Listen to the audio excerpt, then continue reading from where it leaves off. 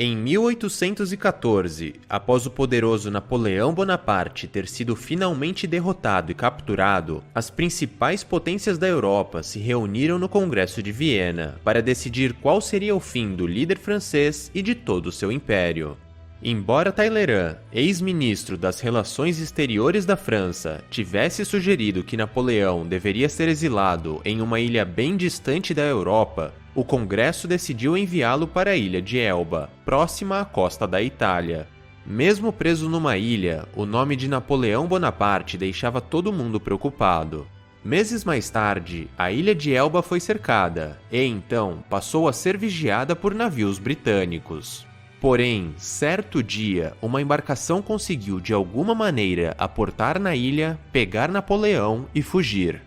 Esta fuga, quase impossível, chocou as pessoas por toda a Europa e deixou os governantes aterrorizados. Desejando recuperar o seu poder a qualquer custo, Napoleão retornou para a França. Ao chegar em Paris, a população foi ao delírio e ele foi declarado imperador novamente. O problema é que a França estava numa situação delicada. Seus recursos estavam quase esgotados e não havia muito mais o que Napoleão pudesse fazer. Naquele mesmo ano, na famosa Batalha de Waterloo, Napoleão foi derrotado de uma vez por todas. Porém, os governantes haviam aprendido a lição e, desta vez, decidiram enviá-lo para a remota e árida ilha de Santa Helena, no meio do Atlântico. Desde então, nunca mais se teve notícias de Napoleão. Lei número 8. Faça as pessoas virem até você. Use uma isca se for preciso. Quando você força os outros a agir, é você quem está no controle. É quase sempre melhor fazer o seu adversário vir até você, fazendo-o abandonar seus próprios planos durante o processo. Seduza-o com a possibilidade de ganhos fabulosos e, então, ataque. É você quem dá as cartas. Anos mais tarde, a história foi finalmente esclarecida. Enquanto estava preso na ilha de Elba, Napoleão havia sido informado que, se retornasse à França, a população o aceitaria e ele retomaria o poder. O que Napoleão não sabia é que seu ex-ministro estava por trás disso tudo. Talleyrand estava, na verdade, contra ele e soube se aproveitar da ganância e da arrogância de Napoleão. Quando decidiram exilar o poderoso líder em Elba, Talleyrand protestou, mas ninguém o escutou. Entretanto, ao invés de se desgastar forçando a sua opinião, ele achou melhor esperar pelo momento certo, enquanto trabalhava silenciosamente em conjunto com a Inglaterra e a Áustria. Eles jogaram a isca, e Napoleão a mordeu. Era tudo um grande teatro. Talleyrand sabia desde o início que, ao retornar ao poder, Napoleão iniciaria novas guerras e, diante da situação da França, ele acabaria cavando sua própria cova. Talleyrand foi um mestre da estratégia, e seu esquema foi capaz de derrubar um dos líderes mais poderosos da história. Líderes extremamente agressivos e ambiciosos estão fadados ao fracasso. Sem saberem lidar com suas fortes emoções e diante do número crescente de inimigos, uma hora eles entram em colapso.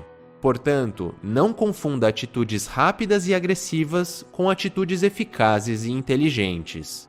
Na maioria das vezes é melhor ficar parado, manter a calma e fazer seus adversários virem até você, enquanto caem em suas armadilhas ao longo do caminho.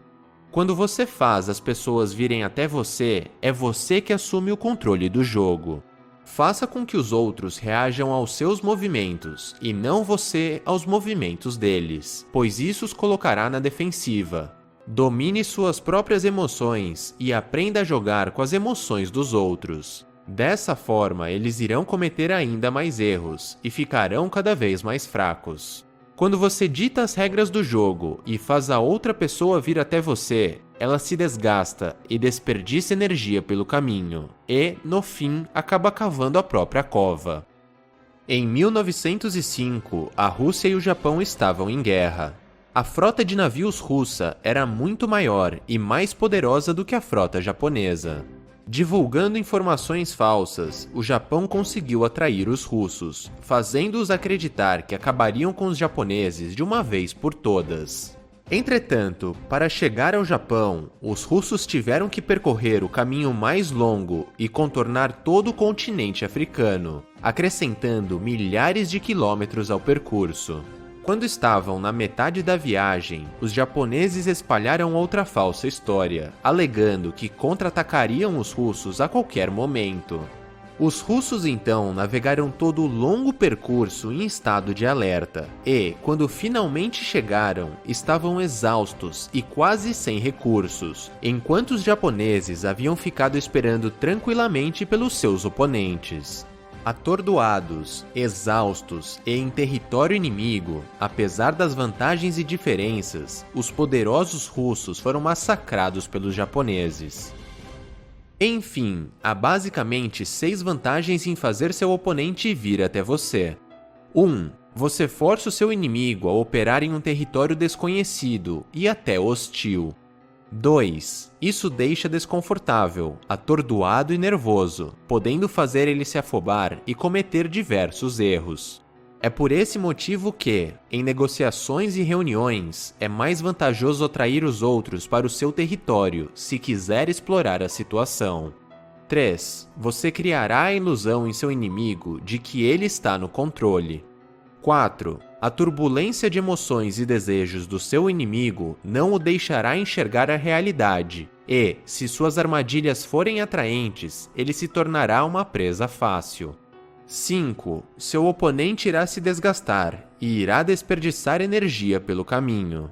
6. Quando finalmente estiver próximo, seu inimigo estará abalado e enfraquecido, e você não precisará de muito esforço para acabar com ele.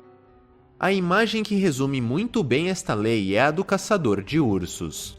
Conhecendo este feroz e poderoso animal, o caçador sabe que, se tentar perseguir e atacar o urso, provavelmente será um fracasso e poderá acabar sendo morto.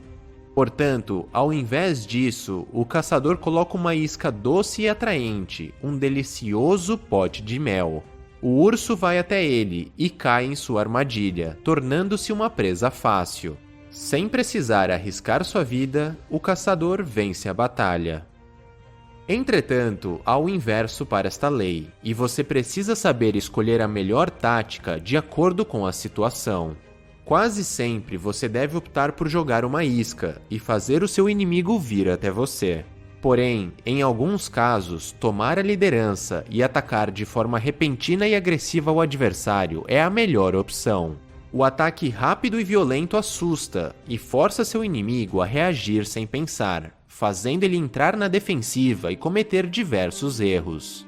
No fim das contas, nos dois casos, você estará fazendo seu alvo reagir de acordo com as suas regras. Em outras palavras, você estará no controle da situação. Então, quando é melhor utilizar cada uma dessas estratégias? Bem, se você estiver com o tempo ao seu favor e souber que o seu inimigo é tão forte ou mais forte que você, então jogar uma isca e fazê-lo vir até você será a melhor opção. Dessa forma, você irá enfraquecê-lo e poderá eliminá-lo. Por outro lado, se o tempo não estiver ao seu favor e se seu adversário for mais fraco que você, não dê a ele a oportunidade de se recuperar e se fortalecer. Ataque imediatamente e acabe com seu inimigo de uma vez por todas.